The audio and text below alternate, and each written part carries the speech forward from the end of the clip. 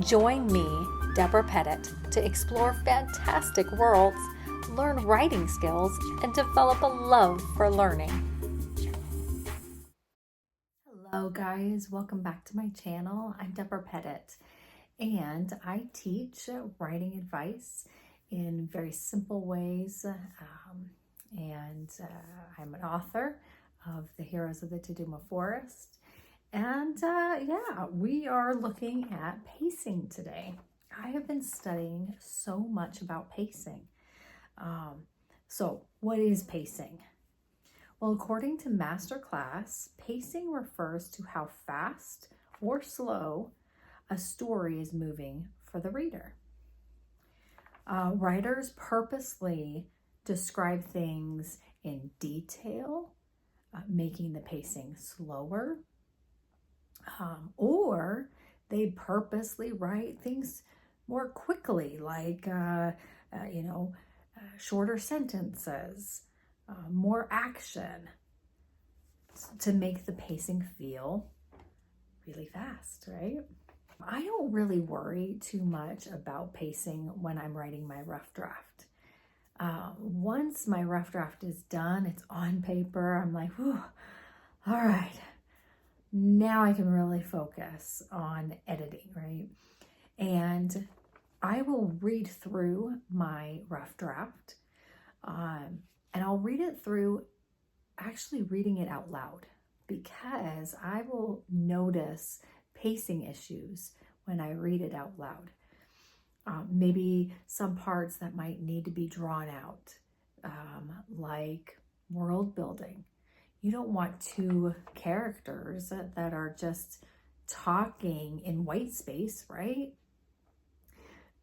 Two characters that are floating. It's like almost like two heads talking, but there's no description whatsoever about the world around them.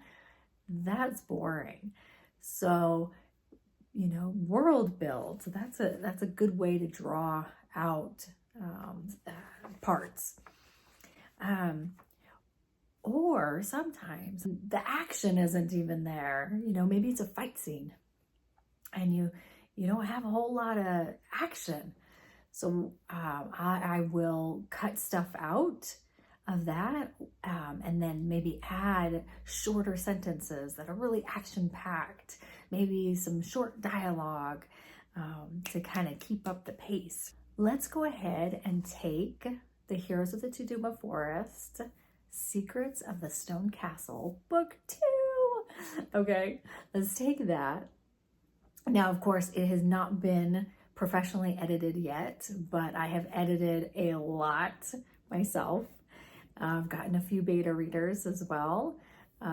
So it's still a work in progress, but let's take it and let's go ahead and read two scenes. One of them, I drew out a lot of details. I put in a lot of details to make the scene a little longer so that it would give the reader time to, ask questions in her mind, right? And I'll talk to you about it in a minute. But the second one is I wanted action. I wanted quick pacing. So I'll read that as well. Suddenly, a light shone from the bottom of the staircase. Sapphire bolted toward the door and grabbed the handle. "Please help me, I'm trapped," a faint voice called out. She hesitated. The cry sounded like a young fairy, like one of the students in her flight school. She imagined him trapped by a rope, beating his wings as hard as he could, yet unable to get away. Could she even help him? Tonight, though, as she thought about her failure and her students, she vowed to be the hero she always wanted to be. What if a baby fairy needs me?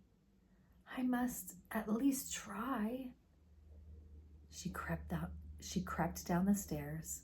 Her wings drooped and her hands pressed against the walls, balancing her shaky figure. Reaching the bottom, she stepped into a wide room. In the middle was a table with a cheery yellow cloth on it and a potted violet. The voice repeated, "Help me, I'm trapped." It sounded like it came from under the table. As soon as Sapphire bent down and reached for the cloth, a fire ant jumped out of the violet and whooshed in her ear. "Whoa," Sapphire said, pausing. She lifted her head, straightened her shoulders, and smiled. If you notice, Sapphire walks down the staircase after hearing someone cry for help.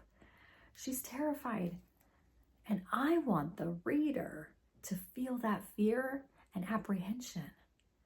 I want to prolong the mystery. Who asked for help? Is a monster downstairs? How can Sapphire help? Is she a coward or a hero? I don't ask any of these questions. Instead, I'm actually describing how Sapphire walks down the stairs. And then the reader, she's going down, the reader's got enough time to start thinking, oh my gosh, all these questions, right? A power surged through Sapphire, a force beyond her wildest dreams. Her senses heightened. She felt the floor vibrate and heard Olivia scream from far away. She raced up the staircase and into the halls. The depths of the castle consumed them, but it didn't bother Sapphire now. She blasted into the room, squinted at the monster, and laughed. "I will destroy this snake and save you all." Sapphire seized his tail and knotted it. The viper turned and opened his mouth. Without thinking, she darted toward the snake's gaping jaws and sprayed a chemical from her ear down his throat. He shrunk back onto the floor. He coiled into a circle, drooling and gnawing on his tail. Now, when I want the reader to feel like she's in the midst of the fight scene, I want the pacing to be quicker, right? Fast. So shorter sentences, quick dialogue. I focus on the action and not the details, not world building. I want to, I want the focus to be on the action. I would never world build in the middle of a fight scene. Balancing the pace in your book is very important. So if you've had fast pacing in chapter 1, then maybe slow it down in chapter 2. Give a little bit more detail, world build, that kind of thing. There's so much more to learn about pacing. And I do recommend watching YouTube videos on pacing by Abbie Emmons. I'll link it below. So where do you struggle with pacing in your stories? What have you learned about pacing? Go ahead and comment below. Remember, we're all learning together. I'm going to do a YouTube Live on January 4th. So I hope you guys can make it. I'll talk to you about it next week. Have a wonderful Christmas season and see you next week.